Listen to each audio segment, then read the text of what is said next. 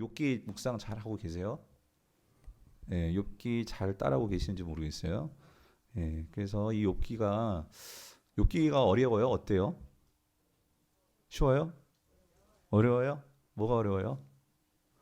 네, 그 욥기가 어렵기도 하고 또 하여튼 욥기 길죠. 42장까지. 그래서 우리가 한 반을 이제 넘었고 이제 한 3분의 2 왔는데 어, 사실 참 성경에 많은 내용의 본문들이 있지만 우리가 살아가면서 참 피치 못하는 이 고난의 문제, 고난을 다 우리가 예상하고 맞는 게 아니라 느닷없이 이제 고난을 맞게 되고 또 생각하지 못하는 그런 고난들이 우리의 삶을 절망하게 만들고 또 두렵게 만들고 그런 우리 인생길에서 참 이 고난, 예수 믿는 사람들이나 안 믿는 사람들이나 할 것 없이 참 인생에서 누구나 다 맞게 되는 고난인데 그런데 이 고난을 뭐 오늘 우리가 또 이렇게 말씀을 듣고 우리가 성도로서 고난을 또 어떻게 뛰쳐야 될지 말씀을 듣고 또 욥기를 읽고 한다 하지만 실질적으로 이제 고난 속에 들어가면 참 제가 또 고난을 설교하지만 또 저도 마찬가지고요. 그러니까 우리가 현실 속에서 이제 고난을 맞닥뜨렸을 때 그 뭐랄까요 강도나 대처하는 그때의 순간은 정말 힘들죠. 힘들 거예요. 그래서 오늘 하루도 또 우리 성도님들 중에는 진짜 기가 막히는 그런 일들 만나셔서 참 하나님 앞에서 눈물을 흘리며 또 탄식이 나오고 또 그런 분들도 있을 거라고 생각이 드는데 그런데 성경 안에 욥기가 우리에게 있다는 것은 그렇기 때문에 그런 일들을 우리가 맡게 되기 때문에 하나님은 그런 순간을 맞아들였을 때 그래도 우리가 어떻게 그 순간을 헤쳐나가야 될지 적어도 성도는 어떤 마음을 가져야 될지 하는 그 가르침을 이 욥기를 통해서 우리에게 분명하게 말씀해 주신 바가 있기에 성도는 이 욥기를 잘 묵상해야 될 줄 믿습니다. 그래서 욥기는 어떤 책이냐? 한마디로 욥기는 고난의 책이지만 그러나 여러분 성도들에게 있어서요. 이 고난을 뒤집으면 이 고난의 메시지, 고난의 말씀을 뒤집으면 그 이면에는 뭐가 있을까요? 뭐? 소망도 있고 위로가 있습니다. 하나님의 이 반드시 이 고난 받는 자들에 대해서는 하나님은 반드시 위로를 주십니다. 여러분 꼭 믿으십시오. 그래서 우리가 신약에서도 그렇고 이 요한계시록도 참 이게 이 요한계시록이 참 무서운 책이고 또 두려운 책이기도 하지만 성도들에게 있어서 요한계시록은 재앙과 심판과 그런 우리를 두렵게 하는 책이라기보다도 소망을 주는 책이죠. 그래서 그 소망 속에는 결국 우리를 어루만져 주신 하나님의 위로가 있단 말이죠. 그래서 욥기도 마찬가지예요. 욥기도 우리가 이거를 잘 읽어 나가다 보면 사실 욥은 그 상황 속에서 반복해서 말씀드리지만 내가 왜 고난 받는지에 대한 그 이유를 모르고 고난을 통과해 나아갑니다. 그렇지만 성도들은 욥기를 통해서 분명히 왜 욥이 고난 받는지를 알아야 몰라요. 알아야 몰라요. 알죠. 알잖아요. 우리는 전체를 가지고 우리는 읽고 묵상하기 때문에 그래서 이 욥기는 분명히 우리에게 이 고난의 문제에 대해서 우리가 그런 고난을 당할 때 어떤 믿음과 신앙을 가지고 나가야 될지에 대한 분명한 답을 주는 책이다. 그렇습니다.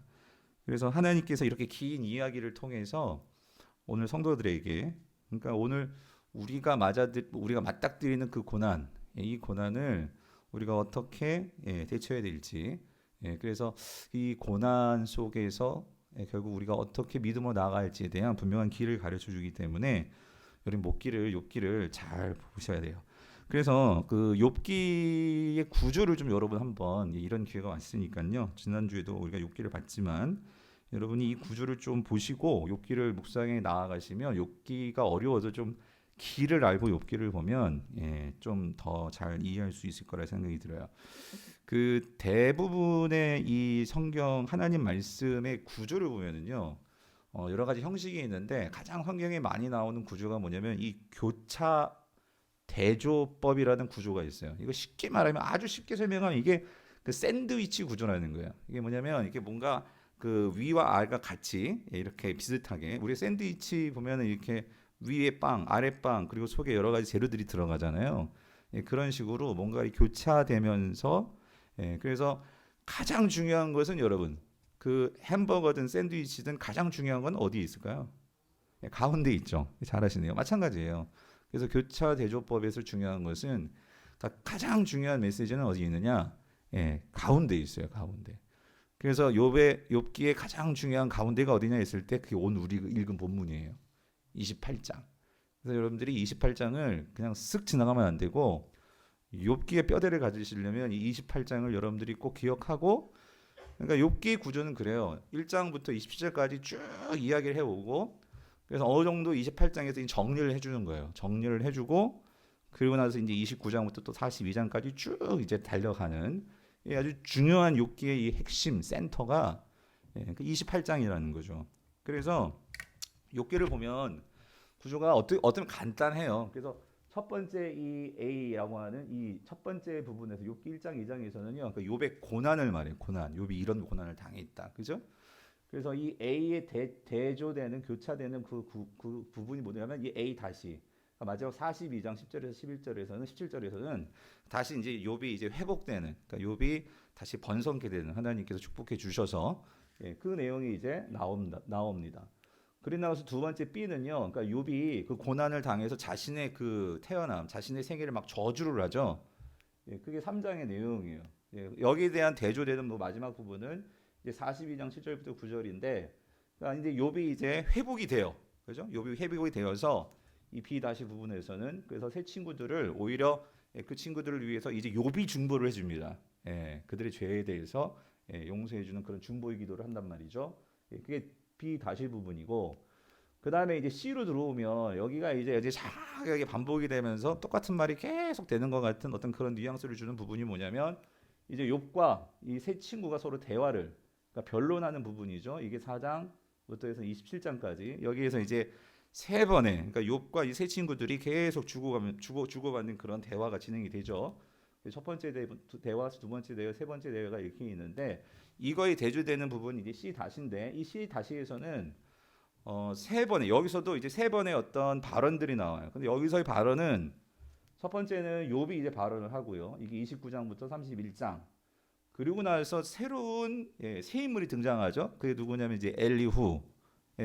그래서 이 엘리후가 32장부터 해서 발언을 합니다. 이제 내일 퓨티 본문부터 나올 거예요. 엘리후가 발언을 하고 마지막으로 이제 누가 발언을 하시느냐? 여기 또 하이라이트. 이게 하나님이 직접 이제 또 발언을 하시죠. 그 부분이 이제 38장부터 42장 6절까지 이렇게 세 가지의 발언이 나옵니다. 그러면서 이제 가운데 끼어들어간 그래서 이 부분을 오늘 이 28장이요. 사실 학자들도 좀 논쟁이 있는 부분이에요. 뭐가 논쟁이냐면 이 28장을 누가 이야기했느냐. 그러니까 이 28장의 내용에 이 이야기를 하는 사람의 발화자가 누구냐라는 부분이 28장에 나와 있지가 않아요. 뭐 여러분이 한 장 넘겨서 29장을 보더라도 거기 29장 1절에 자 누가 말했대요. 욥이 이렇게 하고 나오잖아요. 26장도 보세요. 26장도 보면 거기 1절에 누가 대답하여 이르되 욥이 27장도 마찬가지고 그죠? 근데 28장은 시작에 이야기가 쭉 나오는데 누가 이야기했는지를 밝히지 않아요. 그죠? 그렇게 이야기가 됩니다.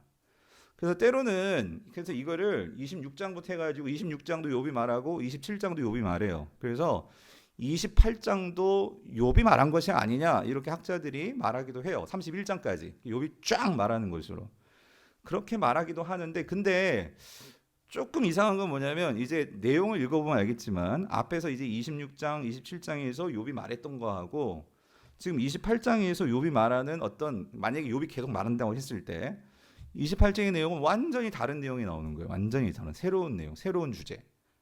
그래서 이게 욥이 말했을까? 그래서 요즘 많은 학자들이 이제 28장을 어떻게 해석을 하느냐? 이 욥이 말한 게 아니고 이거는 욥기를 기록한 저자가 이제 중간에서 한번 욥기의 내용들을 정리해 주면서 지금까지 얘기했던 그런 논쟁들과 그리고 앞으로 나올 그 이야기들의 하나의 어떤 중심을 잡아주는 왜냐면 이제 욥기 독자들이 어느 정도 반을 읽었단 말이에요.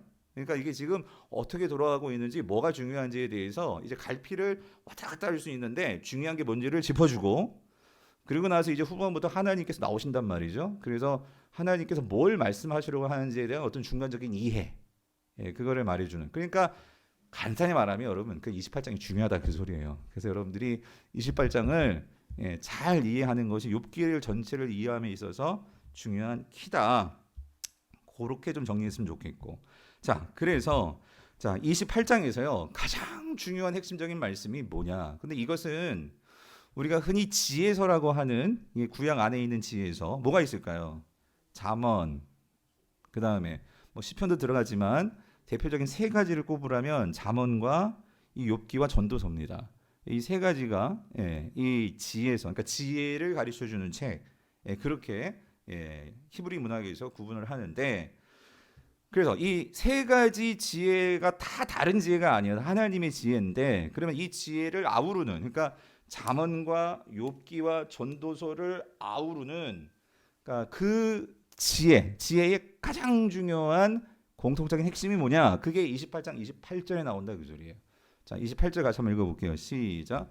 또 사람에게 말씀하셨도다. 보라, 주를 경외함이 지혜요, 악을 떠남이 뭐예요? 명철이니라요. 아멘. 자, 그러니까 이건 여러분 우리가 잠언에서 1장에서 많이 보는 거죠. 여호와를 뭐 하는 게 지혜의 근본이다? 그죠? 경외함이 지혜의 근본이다라고 말을 하잖아요. 그죠? 그래서 여기서도 욥기도 이제 그 부분을 말하는 거예요. 보라, 주를 경외함이 지혜고, 다시 말하면 악을 떠나는 것이 그게 지혜다. 여기서 이걸 말하고 있단 말이죠. 자, 그러면 자, 뒤에 가서 이제 경외함이 뭔지를 자세히 설명해 드리겠지만, 자, 그렇다면 여기에서 자, 이거예요. 왜 여호와를 경외하는 것이 지혜냐는 거죠. 지혜냐는 거죠. 그래서 사실 욥기도 그거를 지금 말해주는 거예요, 우리에게. 그러니까 하나님을 경외한다는 게 뭐냐. 이거를 그러니까 욥은 구체적인 자신이 당한 고난의 문제를 통해서 지금 욥은 그거를 아주 뼈저리게, 아주 살이 그냥 다 썩어 뭉들어질 정도로 실질적으로 그의 삶에서 지금 여호와를 경외한다는 것이 뭐냐. 이거를 지금 그는 배우고 있는 중이란 말이죠. 자, 그랬을 때, 자, 이 여호와를 경외한다는 것이 왜 그렇게 중요하냐. 자, 그래서 자, 여기 28절에서 그것이 지혜다라고 했을 때 지금 28장 28절에서 말하는 그러니까 이 지혜가 뭐냐라고 우리가 이제 정의를 한다면 여기서만은 알 수 없고 이제 28장 전체를 이제 읽어야 되는 거죠. 1절부터 해서 쭉 읽어보면 나오는데 분명한 것은 그러니까 여호와를 경외해야지만 지혜가 나온다 그 소리예요. 이 말은. 그럼 여호와를 왜 경외해야 되느냐? 그랬을 때 28장에서 말하는 바는 이거죠. 하나님이 결국 그 모든 것을 지으셨을 뿐만 아니라 그 모든 것을 뭐 하시죠? 통치하신다는 거야. 그 모든 것을 다스리신다는 거예요. 그렇기 때문에 그 여호와를 경외한다 그 소리죠. 자, 그래서 자 28장 12절 13절을 같이 한번 읽어볼게요. 같이 읽겠습니다. 시작. 그러나 지혜는 어디서 얻으며 명철이 있는 곳은 어디인가? 그 길을 사람이 알지 못하나니 사람 사는 땅에서는 찾을 수 없구나. 깊은 물이 이르기를 내 속에 있지 아니하다 하며 바다가 이르기를 나와 함께 있지 아니하다 하느니라예요. 그러니까 지혜를 어디서 찾을 수 있느냐 그 소리. 지혜를. 그랬을 때 28장 12절에서 14절 말하는 바는 그러니까 지혜는 누구로부터 나온다는 거예요. 누구만 아신다는 거예요? 그러니까 하나님만 아신다는 거죠. 하나님만. 그래서 23절 24절이 이걸 분명히 말을 하죠. 같이 읽어볼게요. 시작. 하나님이 그 길을 아시며 있는 곳을 아시나니 이는 그가 땅끝까지 감찰하시며 온 천하를, 여기서 땅끝까지 감찰하시고 온 땅을 살피신다. 이 말은 다시 말하면 통치하신다 그 소리예요. 한마디로. 그러니까 하나님이 모든 것을 다스리시고 그러니까 주관하신다 그 소리죠. 그래서 하나님만이 모든 것을 주관하시기 때문에 하나님만이 아신다 그 소리입니다.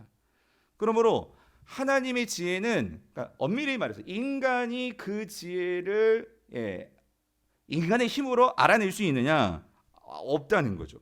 그러니까 인간의 지혜로 하나님에게 접근해서 하나님을 파악할 수 있느냐? 그런 영역이 아니라는 거예요. 그러니까 지혜 자체는 누구만이 아세요? 하나님만이 아신다 그 소리예요. 그러므로 지혜는 그러니까 하나님이 우리에게 주시든지 어떤 그 하나님의 방법으로 우리를 이끌어 주시든지 그럴 때에만 우리가 그 지혜를 알 수 있다 그 소리예요. 자, 그래서 여러분 사실 구약이 말하고 있는 지혜는요 한 세 가지 종류가 있어요. 세 가지 종류가 있는데 첫 번째 종류가 어떤 지혜냐면 그러니까 1차원적으로 3차원적인 지혜까지가 있는데 1차원적으로 이런 게 지혜죠. 예를 들어서 구약에도요 하나님께서 어떤 지혜를 주셔가지고 그 오홀리압이나 이 부살레 같은 사람들이 성막을 만들고 성막에 어떤 기물들을 만들고 하는 내용들이 나옵니다. 그죠? 그랬을 때 이 기술적인 어떤 그런 지혜, 여러분 그것도 지혜입니다. 그죠? 그래서 하나님께서 그런 지혜도 주세요. 어떤 물질을 다루거나 뭐 기술 뭐 이런 것도 지혜예요. 근데 이건 1차적인 지혜예요. 그리고 2차적인 지혜는 뭐냐면 어떤 기술적인 이런 지혜는 세상 사람들도 가질 수 있어요. 근데 그거 말고 어떤 도덕적이고 신학적인 그런 지혜가 있을 수 있어요. 그러니까 이거 뭐냐면 어떤 윤리적인 차원에서 다시 말하면 이건 대표적으로 이게 말하는 이 지혜가 그러니까 잠언이 말하는 지혜죠. 아주 쉽게 말하면 콩 심은 데 뭐 나요? 콩 나고, 팥 심은 데 뭐 나고? 팥 나고. 그러니까 인과응보적인. 그러니까 우리가 이런 인과응보적인 이런 지혜는 우리가 규범적으로 어떤 공동체 안에서 대대손손 가르쳐지고 전수되어지고 해서 그것대로 우리가 살아가야 되고 하는 어떤 윤리와 도덕과 어떤 종교적인 그런 지식. 그래서 이것들은 그 지식의 결과를 우리가 알 수 있어요. 예상할 수 있어요. 그렇죠? 그래서 그것을 알기 때문에 착하게 살아야지만 심판받지 않잖아요. 그래서 우리가 그 법칙, 규범 안에서 살아가는 이것도 지혜란 말이에요. 지혜. 그죠? 자, 우리가 어느 정도 예상할 수 있고 우리가 길을 알 수 있고 자, 근데 세 번째 지혜가 있어요. 이 지혜는 뭐냐면 인간이 도무지 예상할 수 없는 지혜가 있어요. 그러니까 우리가 예상도 할 수 없고 우리가 어떤 내 기대와 내 생각대로 되어지지도 않는 그런 일의 영역들이 있다는 거죠. 이게 대표적인 게 뭐냐면 이게 욥기가 말해주는 악과 고난의 문제라는 거예요. 그러니까 하나님께서 왜 의인들에게 악을 허용하냐 말이에요. 난 착하게 사는데 왜 억울하게 내가 어떤 음주운전자 그런 사람들에게 내가 당해가지고 화상을 입고 지난번에 봤죠. 뭐 그런 일이며 그러니까 우리가 살아가면서 왜 나는 착하게 살았는데 왜 이러한 피해를 당해야 되고 그러한 악에 대한 하나님 왜 악을 허용하시는지 뿐만 아니라 왜 우리가 살면서 이런 왜 고통을 당해야 되는지 이 고난을 당해야 되는지 왜 아무런 죄 없는 것 같은 어린 아이들이 그렇게 태어나면서부터 어렵게 정말 그렇게 장애를 갖고 뭐 이런 여러 가지 일들 이런 것들에 대한 지혜는 우리가 내가 어떻게 답을 가지고 뭐를 예상할 수 있는 그런 것들이 아니다 그 소리죠. 그래서 이것은 전적으로 하나님의 통치와 다스림 속에서 그것은 하나님만이 주실 수 있는 답이고 하나님만이 가지고 계시는 지혜인데 이게 바로 이제 욥기가 우리에게 다루는 그 지혜로서의 부분이라는 거죠. 자, 그래서 자 28장 이 내용은요. 28절 특별히 말씀하시는 이 하나님을 경외하다라고 할 때는 잠언가는 조금 상황적으로 그래서 우리가 욥기를 지금까지 쭉 읽어왔잖아요. 하루아침에 애들이 다 죽어나가고 재산이 다 잃고 종들이 다 죽고 이런 모든 일들을 보면서 우리는 질문을 갖죠. 이거 왜 이렇지? 그랬을 때 이제 그 친구들은 다 찾아와서 하는 게 이제 2차원적인 지혜를 가지고 계속해서 욥에게 이제 네가 죄졌기 때문이니까 네가 뭘 잘못했어? 네 애들이 부모 모르게 네가 아무리 제사를 지냈어도 뭔가 잘못했으니까 이런 식으로 이제 문제를 풀어 나간단 말이죠.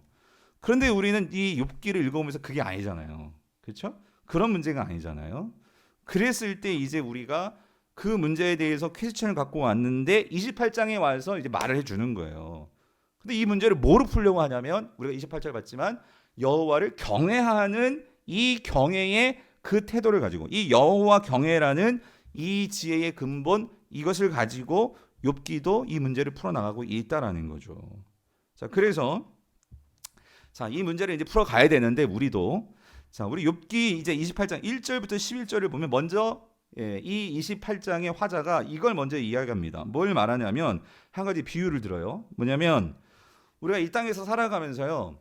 어떤 사람이 있는데 예를 들어서 어떤 그 광석, 뭐 이런 보석 같은 거 그것들을 찾아내는 그런 사람들이 있잖아요.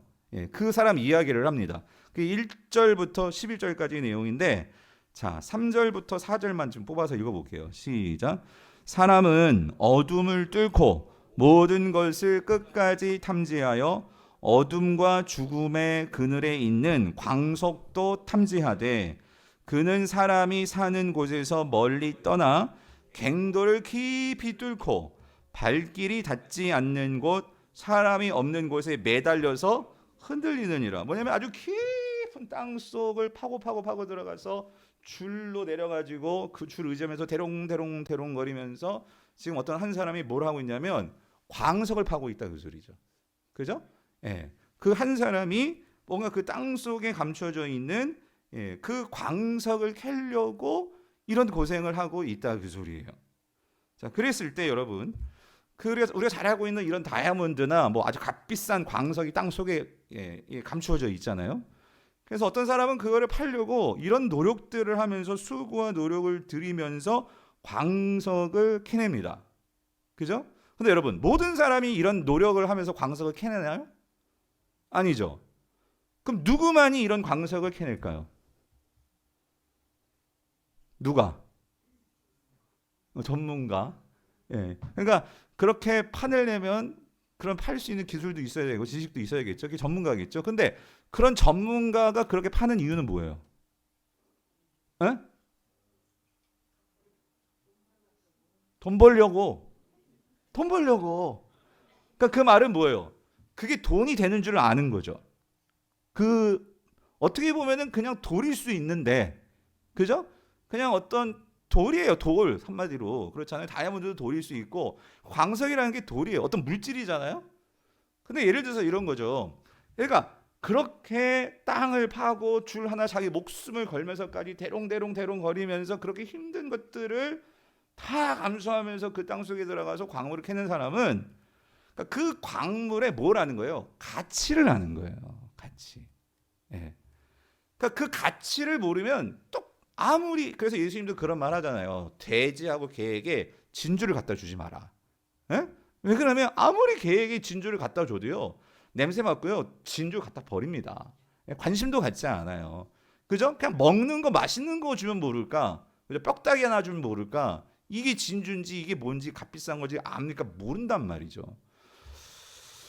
성도님들, 우리가 인생을 살면서요. 정말 그러니까 뭐가 소중한지를 진짜 아는 게 중요한 거예요. 예. 우리가 살면서 왜 우리의 인생과 시간과 우리의 건강과 왜 이런 것들을 우리가 이렇게 함부로 하고 그리고 우리가 그러한 살면서 한 번 살 건데 왜 우리의 시간과 우리가 쏟아야 할 에너지와 이런 것들을 왜 우리가 정말 그렇게 소중한 거에 쏟아야 되는데 쏟지도 않은 거에 대해 내 모든 감정과 에너지와 걱정하지도 말아야 될 걸 늘 걱정하고 뭐 걱정한다고 해서 그게 해결될 것도 아니고 그런데도 내 모든 신경을 다 거기 써가지고 잠 못 자고 여러분 왜 그러냐 말이에요. 그러니까 이게 뭐가 진짜 소중한 거고 뭐가 정말 중요한 건지를 모르니까 그거를 우리가 정말로 분간하지 못하니까 그러니까 우리가 인생을 살 때 이 낭비라는 게 생기는 거죠. 그런데 낭비가 많으면 모르겠는데 우리의 목숨도 우리의 에너지도 우리의 삶도 이게 다 제한되어 있단 말이죠. 그래서 여러분 우리가 인생을 살면서 여러분 그러니까 하나님을 안다는 거 그러니까 우리가 정말 하나님을 경외한다는 게 왜 중요하냐. 여기서부터 이제 이 28장의 이 화자는 저자는 우리에게 말해주고 싶은 게 있는 거예요. 너희들이 진짜 소중한 게 뭔지를 아니. 우리가 살면서 인생에서 정말 우리의 한 번뿐이밖에 없는 인생을 뭐를 찾아야 되고 뭐에 투자해야 될지 뭐가 정말 소중한지를 아니. 이거를 지금 우리에게 간접적으로 이 광석 캐는 사람들의 이야기를 들으면서 우리에게 묻고 있다라는 거죠. 사랑하는 성도님들, 사실 이런 거예요. 사실 욥도 지금까지 어떤 면에서 누구보다도 이 2차원적인 지혜를 추구하고 그거를 소중하게 여기고 인생을 살았던 자가 욥이었죠. 그런데 욥이 이 고난이라는 문제를 닥치면서 그가 하나님을 새롭게 보기 시작하는 거예요. 하나님 앞에서 막 하나님을 원망하기도 하고 하나님 앞에서 막 그 자신의 어떤 막 항변을 하기도 하고 우리가 3장부터 쭉 보고 오잖아요. 그러면서 욥의 친구들은 그랬잖아요. 어떻게 네가 네 입으로 네가 의롭다고 말하며 어떻게 네가 하나님 앞에서 그렇게 하나님 앞에서 항변을 하며 그럴 수 있느냐? 그건 너 나쁜 태도야. 라고 말하지만 그런데 욥은요 자신의 고통 앞에서 항변하지 않을 수가 없었어요. 그리고 그 고통 앞에서 하나님 나 좀 봐주세요 그러지 않을 수가 없는 거죠. 현실 자체가 지금 이 고난 자체가 인간을 그렇게 만들어요. 그런데 이걸 다시 뒤집어 놓고 보면 고난 앞에서 그러니까 사람이 정직해지는 거죠. 그 고난 앞에서 정말 하나님 앞에서 발가벗겨져서 정말 솔직한 자신의 모습을 보이면서 하나님 앞으로 나아가게 되는 거죠. 그러면서 욥은 정말 하나님이 어떤 하나님인지를 보게 되고, 그리고 그 상황 속에서 욥은 결국 이제 우리가 28장을 지나서 욥기를 쭉 이제 뒷부분까지 달려가면서 보게 되는 욥의 변화는 이전과는 완전히 다른 차원의 하나님을 알아가는 거예요. 하나님에 대한 태도와 하나님을 이해하는 바가 분명히 이 친구들과는 다른 모습으로, 이전과는 다른 욥의 하나님에 대한 그런 관계가 생겨났다라는 거죠. 그래서 성도님들, 우리가 살면서 여러분 내가 아는 하나님이 다가 아닙니다, 여러분. 그래서 하나님 앞에서 우리는 항상 겸손해질 수밖에 없는 거예요. 그런데 이 친구들의 입장에서의 문제는 뭐냐면, 그러니까 하나님 앞에서 나중에 하나님 앞에서 되게 혼나죠. 너희들이 죄를 회개하라고 하고 하나님께서 이 친구들을 하나님께서 이 친구들을 이제 혼내십니다. 42장 가면 나와요. 자, 그런데 이 친구들의 문제는 뭐냐면, 그러니까 하나님 앞에서 솔직한 그 모습을 드러내는 것이 아니라, 그러니까 내가 있는 하나님, 내가 이해한 하나님의 틀을 가지고 자신이 하나님을 다 아는 것처럼, 그리고 그 하나님을 가지고 자신은 의로운 것처럼 그렇게 삶을 살아간 거예요. 한마디로 종교적인 삶을 산 거죠. 하나님은 여러분, 하나님은 종교적인 삶을 원하는 게 아니라 우리 신앙생활이라는 것은요, 하나님은 정말 내가 하나님과의 정말 그 친밀한 관계를 원하세요. 관계. 그 관계 속에서 하나님은 정말 나의 솔직한 모습을 드러내고, 그리고 그 솔직함 속에서 하나님의 진짜 하나님은요, 자신의 속살, 좀 비유로 말한다면 그 모든 것을 우리가 다 벌거벗겨져서 하나님 앞에서 정말 에덴 동산의 아담과 하와 같이 그 벌거벗겨진 몸 속에서도 그 하나님 앞에 어떤 수치감이 없이 하나님을 대하고 하나님을 만났던, 그렇죠?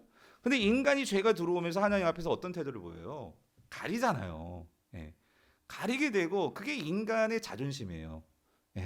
하나님 앞에서도 뭔가 자기 자신을 뭔가 드러내고, 뭔가 하나님 앞에서 솔직하지 못하는 그런 우리의 모습들이 저도 있고 여러분도 있을 거예요. 그런데 하나님은 그거를 다 벗겨내시고, 그리고 그 하나님 앞에 온전히 하나님과의 어떤 것도 감출 것이 없는 그런 하나님과의 그 관계로 들어가게 만드는 것이 하나님의 추구하시는 관계라는 거죠.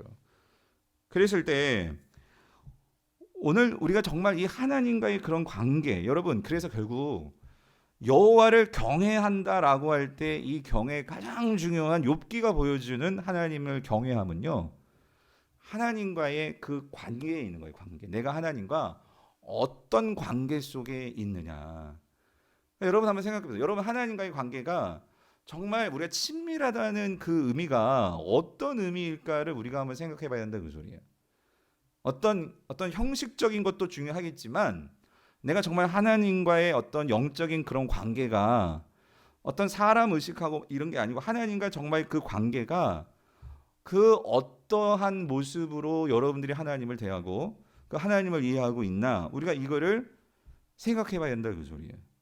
그랬을 때 하나님은요, 욥에게 있어서, 그러니까 정말 하나님이 정말 원하시는 건 욥이 어떤 자기 자녀들을 위해서 뭐 제사를 경건하게 그런 제사를 다 지내고, 이것도 중요하죠. 근데 그거보다도 하나님은 욥 자체를 신뢰하셨고, 그리고 욥 자체에 대한 믿음을 가지고 계시고, 그래서 욥도 어떤 면에서 하나님은 이런 부분이 있는 거예요. 사실 욥이 가장 힘들었던 것은 하나님이 안 보이는 거죠. 내가 지금 이 고통 상황 속에서 하나님이 안 보이는 거예요. 그러니까 하나님이 나를 버리신 것 같은 거예요. 여러분, 신앙생활함에 있어서요, 그러니까 욥이 깨달은 건 그거예요. 처음에는, 그러니까 여러분 생각해봐요. 내가 가지고 있는 돈을 다 잃어버렸어요. 이것도 엄청난 우리에게 불안함을 주고요, 또 엄청난 내 삶에 불편함을 주고, 힘듦을 줍니다. 그런데 처음에 재산을 잃은 거잖아요. 근데 그것보다도 더 큰 건 뭐였어요? 어떤 면에서 자녀들을 잃어버리는 겁니다. 그죠? 내가 의지하고 같이 감정적으로 교류를 할 수 있는 그러한 자녀들. 그리고 나서 또 다음이 이제 정말 그런 관계 속에서 진짜 모든 것을 다 보여주고 모든 것을 다 나누었던 이제 아내가 떠나가 버리잖아요. 그러한 이 상실 속에서 욥은 정말 힘들었거든요. 그런데 마지막으로 진짜 욥이 결국 못 견딜 수밖에 없었던 것은요, 그래도 아내가 야 당신 그렇게 당신을 그렇게 힘들어하는 하나님 정말 저주하고 죽으시오. 그래도 우리가 2장에서 뭘 봐요? 그러면 안 돼, 여보. 그죠? 하나님께 그렇게 해서는 안 돼. 라고 하면서 그런 하나님과의 관계를 그래도 지켰단 말이에요. 근데 3장 넘어가면서 자신이 너무 힘드니까 내가 태어난 거를 저주하면서 그러면서 결국 욥이 마지막으로 가장 못 견뎌 했던 게 뭘까요? 하나님이 안 보이는 거예요. 내가 그래도 하나님을 생각하고 이 모든 것들을 참고 견뎠는데 그러니까 내 인생에서 마지막 보루가 뭐였어요? 하나님이 나를 아셔서 뭔가 지금 이 상황 속에서 바로 응답해 주시고 친구들에게 욕먹어도 하나님이 딱 나타나셔가지고 그 친구들을 그냥 단칼에 막 그냥 뭐 한번 정신 차려라 뭐 뭔가를 좀 해주시던가 아무것도 없는 거예요. 그 상황 속에서 욥이 그거를 못 견디고 가장 힘들어 했었는데 근데 오늘 본문에서 이제 지금 그런 상황이었단 말이에요. 그러니까 세 번째까지 계속 친구들과 하는 이야기가 욥이 제일 힘들었던 부분이 그런 상황 속에서 오늘 28장이 정리해 주는 게 그거죠. 도대체 그러면 네가 그러니까 욥에게 있어서 이런 모든 과정 속에서 욥이 정말로 붙들어야 될 게 뭐냐? 아무것도 안 보이고 하나님이 안 보이고 하나님 날 버리신 것 같고 이런 상황 말이죠. 자, 그랬을 때 결국 하나님께서 여기서 분명하게 말씀하시는 바가 우리가 아까 읽었지만 다시 한번 읽어봅시다. 우리 23절, 24절 같이 한번 읽어볼게요. 시작. 하나님이 뭐예요? 그 길을 아시며 있는 곳을 아시니 이는 그가 땅 끝까지 어떻게 해요? 감찰하시며 온 천하를 뭐 하신다? 살피신다 그 소리예요. 살피신다. 그러니까 이 말이 뭐냐면 자 이거예요. 이걸 다시 한번 28절과 연결해서 한번 다시 한번 생각해 볼게요. 28절 다시 한번 읽어볼게요. 시작. 또 사람에게 말씀하셨도다. 보라 주를 경외함이 지혜요 악을 떠남이 명철이니라요. 그래서 여러분 이겁니다. 여호와를 경외한다는 것이 뭐냐라고 했을 때 욥기는요. 그러니까 욥이 여호와를 경외해야 하는 상황이 뭔지를 욥기는 욥의 이야기, 인생 이야기를 통해서 우리에게 분명히 말해주는 거예요. 그러니까 무슨 말이냐면 욥에게 있어서 결국 욥이 하나님이 보이지 않는 것 같을 때 그 상황에서도 하나님을 경외한다는 건 뭐냐면 이겁니다. 이런 상황 속에서도 결국 이 모든 세상과 나의 삶을 포함해서 누가 이 세상을 다스리고 계신다? 누가? 하나님이 다스리고 계신다는 것을 잊지 말아야 한다는 거예요. 여러분, 이게 참 지혜라는 거예요. 그래서 여러분, 지혜는요, 지금 욥기가 우리에게 말해주는 지혜는 어떤, 그러니까 지식으로서의 지혜, 다시 말하면 하나님은 이런 분이야 하는 어떤 딱 떨어지는 어떤 명제, 이런 행동을 하면 하나님은 이런 결과를 주실 거야. 그래서 내가 이 하나님을 알기 때문에 난 이런 행동을 하죠. 그러니까 우리 자녀들이 죄를 지어도 이 자녀들이 그런 죄가 없게 해주면 자녀들이 잘 될 거야. 그래서 우리가 1장에 보면 이 욥이 항상 끊임없이 이 자녀들을 위해서 제사를 지낸단 말이에요. 그러니까 뭐냐면 그렇게 했을 때 이런 B의 결과를 주실 거야. 그러니까 이러한 이 이해가 있었는데 여러분 하나님께서 지금 욥기를 통해서 우리에게 말씀하시고자 하는 그 지혜는 그러니까 이러한 그 어떤 지식 자체로서의 하나님에 대한 지식 자체로서의 그런 지혜를 말하는 것이 아니고 내가 지금 이런 상황에 있어요. 내가 지금 병에 걸렸어요. 내가 어떤 지금 시험에 있어요. 내가 어떤 그런 환경에 있어요. 그럴 때 그 환경과 그 상황을 끌어안고 그 속에서 하나님과 함께하는 그 관계 자체가 지혜입니다. 여러분 무슨 말인지 아십니까? 그 관계 자체 속에서 뭘 잃지 않는 거예요? 하나님이 이 모든 것을 뭐하고 계세요? 다스리고 계신다. 여러분 이게 욥기가 주는 가장 중요한 핵심의 여호와를 경외합니다. 그 소리입니다. 네.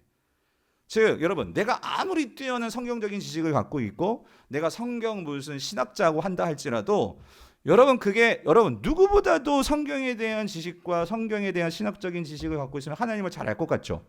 그렇죠. 하나님에 대해서는 잘 알죠. 그러나 하나님 원하시는 것은 그러니까 여러분 하나님에 대해서 아는 것도 중요해요. 그런데 하나님에 대해서 아는 것이 아니라 하나님이 정말 원하는 것은 하나님을 아는 거예요. 여러분 이 참 말끝이 세끝 두끝 뭐 글자 차이인지만 있는 게 아니라 여러분 하나님에 대해서 아는 것과 하나님을 아는 것은 이건 완전 다르다 그 소리입니다. 그러니까 무슨 말이냐면 책상머리 안에서 하나님을 아는 거하고 내가 지금 암에 걸렸고 내가 지금 병에 걸렸고 내가 지금 이런 고난 속에서 하나님을 알아가는 건 이거 완전히 다른 차원이다 그 소리예요. 예. 그런데 그런 차원에서 우리가 정말 포기하지 말고 놓지 말아야 되는 것은 뭐냐면 그 상황 속에서도 하나님은 이 모든 것을 뭐하고 계신다? 다스리고 계신다. 여러분 이게 별거 아닌 우리가 너무 잘 알고 있는 거라 생각할지 모르겠지만 이게 내 현실의 문제 속에서 들어가서 이거를 정말 붙들고 견디느냐 안 견디느냐가 여호와를 경외하느냐 경외하지 않느냐 그 차이라는 거예요. 그런데 지혜에서는요 그 경외함이 없는 것이 다 뭐래요? 악이다. 악이라는 거야. 예. 그런데 여러분 사탄이 뭐 하는 자냐? 여러분 사탄은요 이거예요. 하나님도 그런 겁니다. 하나님과 욥의 관계에서 하나님도 욥을 신뢰합니다. 욥 같은 사람 없어. 욥? 그러니까 하나님 욥을 자랑하잖아요. 사단에게 너 이런 성도 봤냐? 이런 신도 봤냐? 라면서 하나님께서 오히려 사단에게 그렇게 욥을 소개하잖아요. 근데 사단이 뭐래요? 하나님, 내가 한번 만약에 욥이요 그 가지고 있는 좋은 것들 다 한번 빼앗아 보고 그런 고난 주면은요 욥도 별거 아닐걸요? 이게 이제 사단이란 말이죠. 그래서 여러분 이 사단이라는 원어적인 의미를 들어가서 보면은요 사단의 뜻은 뭐냐면은요 참소하는 자예요. 좀 더 이렇게 다가오게 깐족거리는 자예요. 예. 깐족거리면서 이게 깐족거리면서 어때요? 예, 사람의 마음을 막 그냥 흔들어 놓고 그러면 짜증나게 만들고 하면 막 뚜껑 열려가지고 결국은 참아야 되는데 참지 못하고 그냥 버럭 나오고 막 그러니까 이거를 충동질하는 자가 누굽니까? 이게 사단이에요, 사단. 그러니까 사단이 하나님도 깐족거리면서 그렇게 하나님께도 그러고 있는 거예요, 여러분. 예? 참 어떻게 하나님 그게 사단이에요. 근데 시간이 없어서 다 오늘 말씀 못 드리지만 그 4장에 보시면 여러분 이 엘리바스가 어떤 영적인 체험을 합니다. 기억하시는 분 계세요? 엘리바스가 어떤 영적인 신비한 체험을 합니다. 그래서 그걸 놓고도 학자들이요 그 체험이 영적인 체험이 이게 하나님이 주신 거냐 천사가 준 거냐 누가 준 거냐를 놓고도 많이 논쟁을 하는데 우리가 이 욥기를 이제 41장까지 가서 쭉 가서 끝까지 가서 놓고 보면 그 영적인 체험은요 사단이 준 거예요. 여러분 사단도 영적인 존재이기 때문에 그래서 엘리바스는요 그거를요 마치 하나님이 나에게 준 계시라고 생각하고 그래서 사명감을 가지고 욥에게 가가지고 너 정신 차려 너 죄 지은 거야 네가 하나님 앞에서 뭐 잘못한 것이기 때문에 하나님 너 신뢰하지 않아 너도 하나님께서 너 인간 너 욥 너가 그런데 무슨 하나님께서 널 사랑하시냐 뭐 이러면서 깐족깐족거린단 말이에요. 그런데 그걸 가지고 그의 친구들도 계속해서 엘리바스가 그 말했던 바 그대로 가가지고 깐족깐족거리면서 그러니까 여러분 이 지금 세 명의 친구들의 문제는요 자기들이 말하면서 깐족거리는 것이 누구의 영향을 받고 있는지도 모르면서 그들은 깐족깐족거리고 있는 거예요. 여러분 우리가요 정말 이렇게 누군가에 대해서 이렇게 꿍시렁꿍시렁 거 이러 있잖아요. 여러분 우리는 그냥 인간이니까 그렇게 할 수 있지. 여러분 공동체 안에서 비방하는 거 있잖아요. 그리고 누군가에서 험담하는 거 있잖아요. 우리가 이것도 좀 민감하게 욥기를 보면서 생각해야 될 게 뭐냐면요. 그게 그냥 나오는 것이 아니라 여러분 사단은요. 그걸 누구보다도 그런 걸 좋아합니다. 왜? 그렇게 깐족깐족거리는 걸 통해 가지고 서로의 마음을 어떻게 해요? 상처를 주고 인간화시키고 그러니까 욥도 그런 과정 속에서 그래도 욥이 그동안 하나님과의 그런 관계가 있었던 사람이었기 때문에 그래도 견뎠지 만약에 그렇지 않았다면 정말 어떤 면에서 뭐 한순간에 다 무너지고요. 하나님 어디 있고 친구 어디 있고 완전 싸움 나고 아니 요즘 같았으면 뭐 살인 나고 막 그랬을지도 모르겠어요. 다시 돌아가면 그래서 여러분 욥이 결국 우리가 28장에서 말하는 것은요 이겁니다. 욥이 이제 결정적으로 깨달아야 하는 게 뭐냐면 바로 그거라는 거예요. 자신의 모든 상황을 다 누구에게 맡기는 거예요? 하나님께 맡기는 거. 그게 핵심이에요. 그게 여호와를 경외한다 그 소리입니다. 경외하는 거. 그래서 욥은요 이제 그거를 배워가면서 그래서 여러분 우리가 봤지만 우리가 그 3라운드 친구들과 이제 싸우는 3라운드에서 2라운드까지는 욥이 친구들과 논쟁을 해요. 근데 3라운드부터 3차 논쟁부터는 조금 달라지는 게 욥이 하나님을 바라보면서 하나님께 얘기를 하고 그다음에 28장 지나서 그 욥이 자신의 어떤 상황을 이야기하는 것도 보면은 그러니까 자신이 하나님 앞에서 나는 이런 죄를 안 정해 나는 이렇게 의롭고 이런 사람입니다라고 자신의 이야기를 하면서 결국 하나님과 정말 진실한 그러니까 하나님과의 관계 속으로 들어가서 이제 이런 문제를 풀어나가는 그런 욥의 심경 변화와 욥의 모습들을 우리가 보게 된다. 예, 그 말이죠.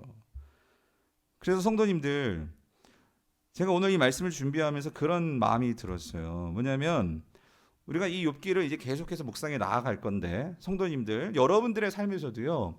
그러니까 뭐가 진짜 지혜일까? 뭔가 신령한 지혜를 얻고, 그거보다도 여러분 우리에게서 참 지혜, 정말 수준 높은 지혜, 그건 뭐냐면은요. 그러니까 우리의 모든 상황을 끌어안고 하나님이 내 상황 속에 없는 게 아니에요. 하나님이 그 모든 것들을 다 주관하시면 하나님은 우리의 큰 울타리이세요. 그 상황 속에서 사단이 반드시 우리에게 깐족거리며 우리의 마음속에 불안함을 주고 우울함을 주고 여러 가지 우리의 마음속에 감정적으로 하나님이 기뻐하지 아니하실 그런 모습들을 우리에게 자꾸만 우리에게 줄 거예요. 그런데 그런 상황 속에서도 우리가 이 하나님을 신뢰하는, 하나님께 모든 것을 맡기고, 그리고 그 하나님께서 우리를 다스리시며, 그리고 정말 우리가 가지고 있는 하나님이 멀리 계신 분이 아니라 단지 눈에 안 보이는 것이 아니라 하나님이 이미 저와 여러분들에게는 예수 그리스도를 통해서 저와 여러분들에게는 성령을 우리에게 넣어주셨어요. 아멘이십니까? 하나님은 우리 속에 계십니다. 그래서 그 하나님과 함께 이 모든 상황들을 뚫고 나갈 때 하나님은 반드시 그 상황 속에서 이 환경이 바뀌고 안 바뀌고 하는 물리적인 하나님의 결과를 보여주시는 분도 하나님이시지만, 더 중요한 건 그 상황 속에서 내가 어떤 하나님을 경험하며 하나님과의 관계예요. 관계. 그 관계의 끈을 놓지 않고 그 관계를 붙들고 나아갈 수 있느냐, 여러분 그게 진짜 중요한 지혜인 거 여러분 꼭 믿으시기를 바랍니다. 예. 그래서 욥기는요, 우리가 그 과정 속에 있다면, 그런 과정을 신뢰하고 이 지혜를 마치 그 광석을 찾기 위해서 광석이 있다라는 것을 믿고 그 깊이 들어가서 대롱대롱 그 줄 하나 매달리면서 광석이 있다는 것을 믿고 그 광석을 캐내는 자와 같이 우리의 삶 속에서 이 고난의 이 과정 속에서 마찬가지라는 거예요. 그 하나님의 가치를 안다면 그 속에서 그 땅을 파고 하면서 얼마나 힘들고 피곤하고 그 얼마나 어렵겠어요. 그런데 그것보다도 가장 중요한 것은 그 광석을 만나게 될 것이고 그 광석을 얻게 될 것이라는 확신이 있고 그 가치를 알기 때문에 아까 말했던 그런 전문가는 그 일을 해냅니다. 그런 면에서 성도는요, 세상 사람들과 하나님에 대한 전문가들이죠. 그래서 그 하나님에 대한 그 하나님이 진짜 우리에게 큰 보석인 거죠. 그래서 그 상황에서 하나님을 만나고 하나님을 알아가는 그 과정이 있음을 믿고 우리가 인내한다면 반드시 우리는 그 과정을 지나가게 될 줄 믿습니다. 예. 그래서 여러분, 성경은 이 욥기 28장 28절은 우리에게 말하는 거예요. 우리가 이해되지 않는 상황이 우리에게 찾아와도, 그래서 성경은 우리에게 낙심하지 말라고 말하는 거예요. 낙심하지 말아라. 예. 낙심하지 말아라. 절망하지 말아라. 예. 그래서 욥기는 우리에게 분명한 결론을 말해줘요. 욥기는 42장에 가면 모든 것이 회복이 되죠. 그렇죠? 모든 것을 하나님께서 완전히 회복시켜 주십니다. 그런데 여러분, 중요한 것은 그렇게 보면 이게 응과 응보의 원칙이 맞다고 할 수 있어요. 그죠? 그러니까 잠언이 말하고 있는 결국 의인이, 선한 사람이 결국 콩심을 때 콩나고 팥심을 때 팥나고, 그러니까 선한 결과를 얻게 되는 거 분명히 맞아요. 인과 응보의 원리가 틀린 게 아니에요. 맞는데 욥기가 보여주는 건 뭐냐면 그 결론이 맞는데 우리는 여기에 인과 응보의 이 원리에 이제 상황이 들어가면 그 상황 때문에 우리가 하나님을 신뢰하지 못하고 낭망하고 절망하고 이런 경우들이 우리에게 생긴다 그 소리예요. 근데 욥기는 우리에게 분명히 보여주는 것은 하나님의 통치를 믿고 우리는 끝까지 가는 거예요. 그런데 여러분 기억하십시오. 성경이 요한계시록도 그렇고 욥기도 그렇고 다니엘도 그렇고 그렇게 하나님을 신뢰하면서 그 결과라는 것이 이 땅에서 안 날 수도 있어요. 우리의 생애 동안 내가 바랬던 결과가 안 올 수도 있어요. 근데 여러분, 우리는 뭘 믿는 사람이에요? 영원을 믿는 사람이에요. 아멘이십니까? 이 땅에서의 결과가 다가 아니라는 거예요. 그래서 우리는 이 땅에서 만약에 내가 원했던 결과를 못 보고 그렇게 끝나면 우리는 절망합니다. 비통에 빠지고. 그러니까 무슨 말이냐면 여러분, 그랬으면 초대교회 성도들 한 명도 박해받지 않고 순교한 사람 없어야죠. 그렇지 않아요? 그런데 하나님을 신실하게 믿으면서 사자밥이 되고 죽고 그런 사람 많아요. 그렇죠? 목사님들 중에도 오카노 목사님, 하요조 목사님 그럼 장수해야죠.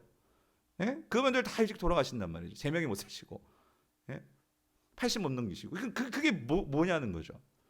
그러니까 여러분 우리가 이 땅을 살아가면서 정말 하나님을 신뢰한다는 거, 그러니까 하나님을 믿는다는 거. 그래서 여러분 이 욥기가 전도서, 지혜서, 그다음에 잠언이 지혜서잖아요. 신약에서 우리가 지혜서라고 말하는 책이 있어요. 그게 뭘까요? 신약에서. 그게 야고보서예요. 야고보서. 야고보서를 보면 야고보서 형식이 그런 지혜를 추구하는 책입니다. 사실. 그래서 야고보서 5장 10절 11절에서 욥 이야기가 나와요. 같이 한번 읽어볼게요. 시작.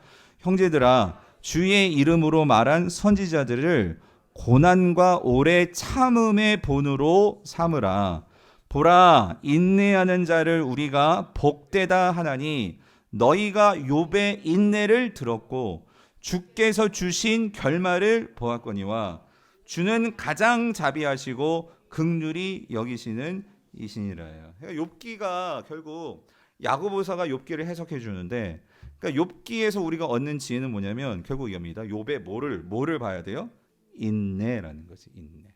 그럼 이 인내라는 게 뭐냐면 이겁니다. 욥이 결국 욥기 전체를 통해서 3장부터 시작해가지고 41장까지 오기까지 얼마나 힘든 이 우여곡절과 그 시간들을 살아냈냐고요. 인내가 있었다는 소리인 거지. 인내가. 그죠?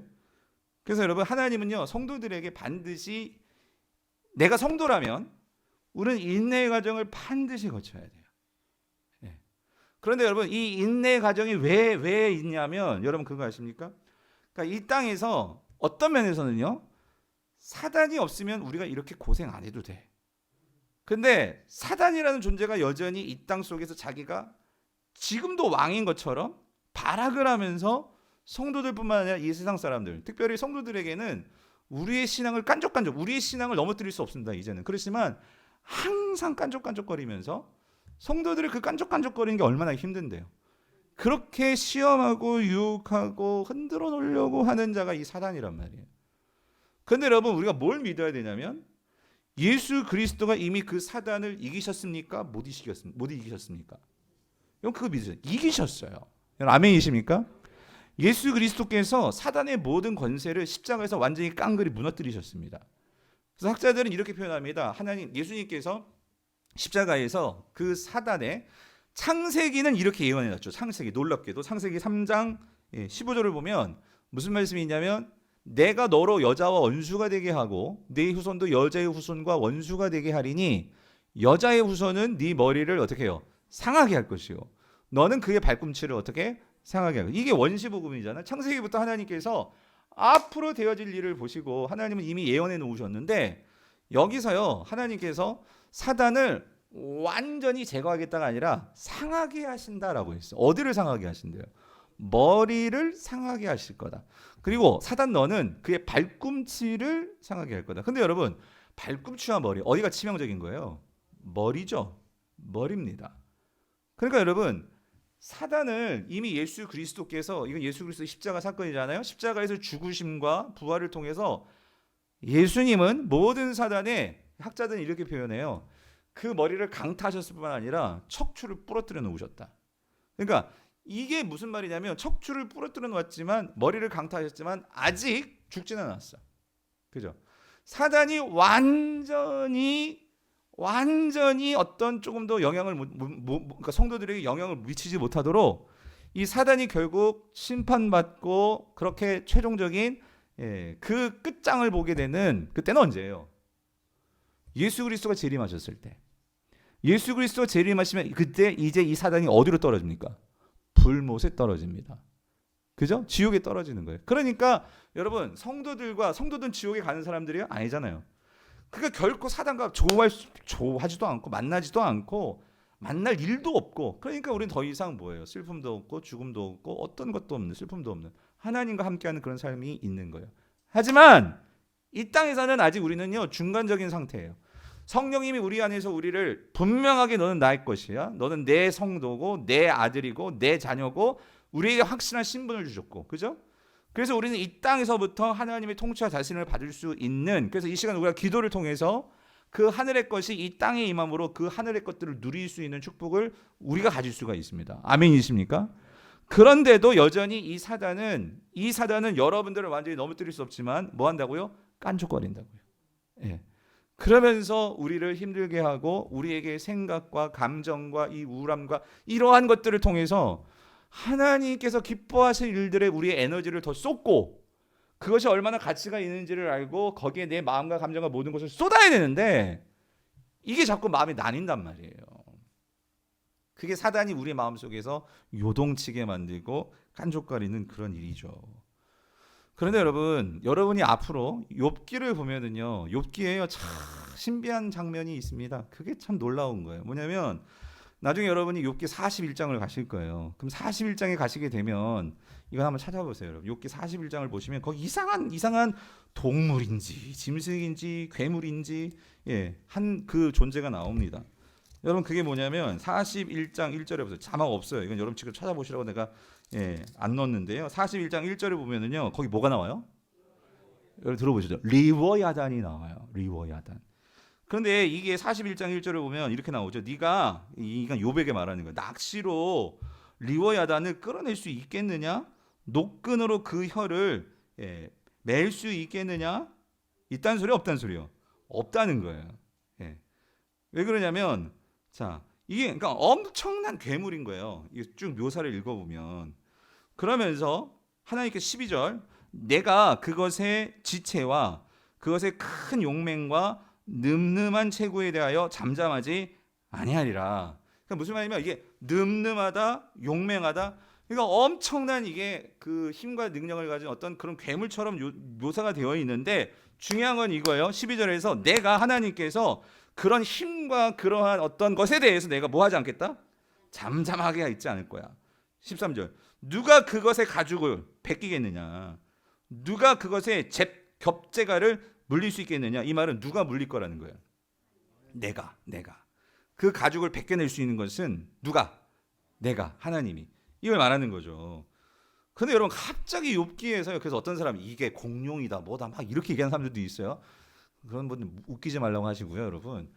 이게 지금 욥기는요. 어떤 이게 상징적인 어떤 의미를 가지고 우리에게 말씀해 주는 그 의미가 있어요. 여기서 말하는 이 리워야단 여러분 여기서 말하는 이 존재가 뭘 지금 빗대어서 말하는 걸까요?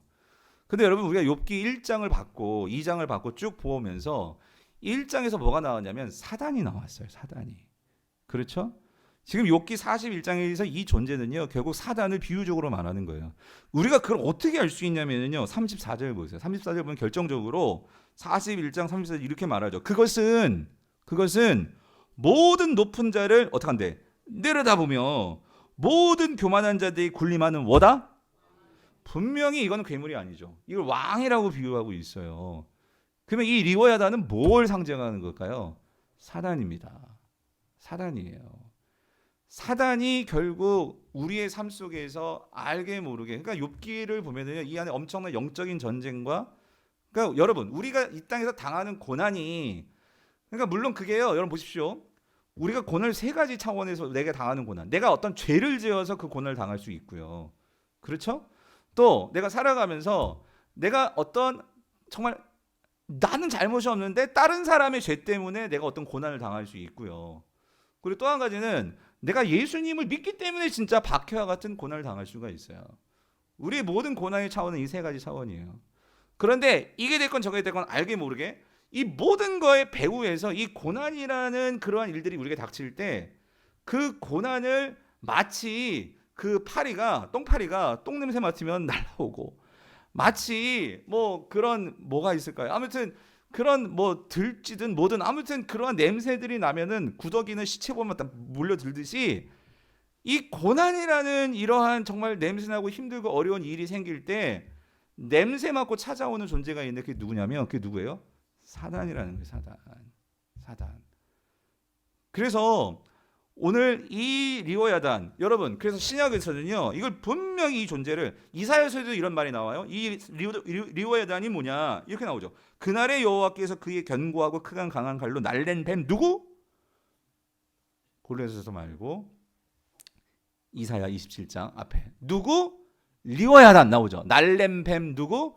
리워야단. 곧 뭐래요? 꼬불꼬불한 뱀 리워야단을 뭐 하신다? 벌하시며 나오죠. 벌하시며. 그리고 바다에 있는 용을 하나님 뭐 하실 거라고요? 죽이시리라. 그래서 결정적으로 이게 그러니까 여러분 계시라는 게 이거예요. 이사야에서도 이 리오단이 뭐지? 분명히 말을 해주지 않는데 이제 계시록에 가면 분명하게 나와요. 리오단이 뭔지 뭐라고 나와요? 큰 용이 내쫓기니 옛뱀 곧 마귀라고도 하고 사탄이라고도 하며 온 천하를 꿰는 자가 그 땅으로 내쫓기니 그의 사자들도 그와 함께 어떻게 해요? 내쫓기리라. 그러니까 여러분 여기서 27장 1절 이사야에서 리워야단이 날랜 뱀 리워야단이라고 했잖아요. 그죠? 그러니까 그게 옛뱀 누구라는 거예요? 12장 9절은 분명히 말하죠. 마귀다. 마귀다. 그런데 여러분 욥기는 결국 이 마귀를 하나님께서 심판하시고 하나님께서 반드시 처단하실 것을 우리에게 말씀해 주시는 게 그 욥기 안에 있다는 것이 우리에게 뭘 말해 주는 걸까? 그래서 여러분 욥기에서요 우리는 결국 이런 정말 참 지혜 모든 것을 하나님께서 통치하시고 그래서 우리가 모든 것을 하나님께 내어 맡기는 것이 지혜라고 했잖아요. 아멘이십니까? 그래서 성경은 이게 욥기만 해도 이게 명확하게 욥은 그런 고난을 거쳐 가면서 자신이 고난을 당해서 이거를 깨달아갔다라고 봐요. 그런데 오늘 저와 여러분들 신약 백성들에게는 이러한 고난의 이면에 우리가 이 고난을 내가 통과하고 있는 분들도 계시지만 궁극적으로 그 고난에서 우리가 정말로 그 고난을 통과해 나갈 수 있도록 하나님께서 우리를 도와주시고 정말 이 모든 것이 하나님의 통치에 있음을 분명하게 확신할 수 있도록 우리에게 주신 참 지혜이시고 우리가 정말로 이 고난을 믿고 바라보면서 우리가 그 고난을 뚫고 나갈 수 있는 우리에게 위로자를 주셨고 우리에게 힘이 될 수 있는 그분을 보내주셨는데 그분이 누구일까요? 그게 예수 그리스도이시다. 예수 그리스도시다. 이때 골로새서 나와야 돼. 그리고 골로새서 보시면 골로새서 이런 말씀이 나오죠. 이 말씀만 읽고 마칠 건데 보세요. 이는 같이 읽어보세요. 시작.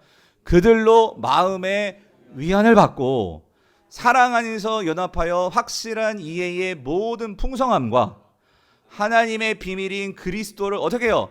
깨닫게 하려 함이니 그 안에는 뭐가 있어? 지혜와 지식의 모든 보화가 어떻게 해요?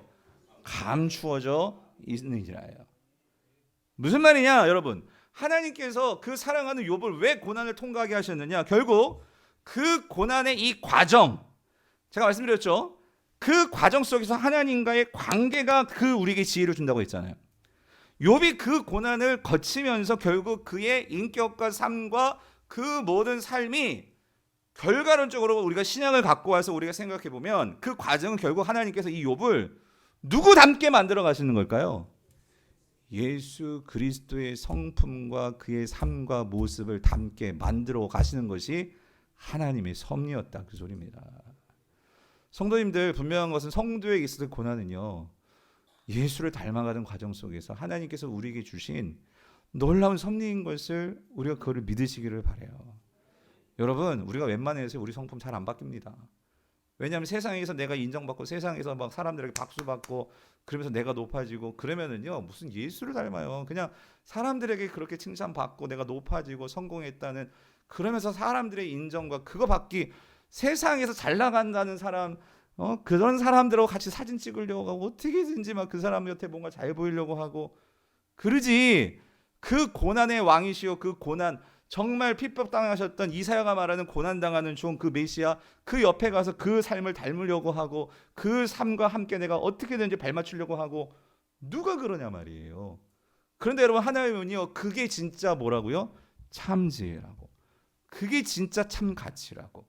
그것을 닮아가는 사람만이 이 땅에서 어떤 문제를 당하고 어떤 환란이 오고 해도 끄떡하지 않는다는 그 소리입니다.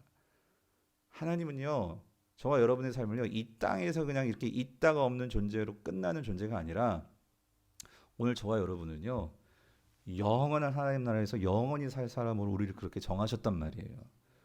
그러면 여러분 우리가 이 땅에서 삶이라는 거는요 여러분 나중에 하나님 나라 갔을 때 어디에서 차이가 나느냐 내가 얼마나 이 땅에서 예수를 닮다 왔냐 여러분 그게 키입니다.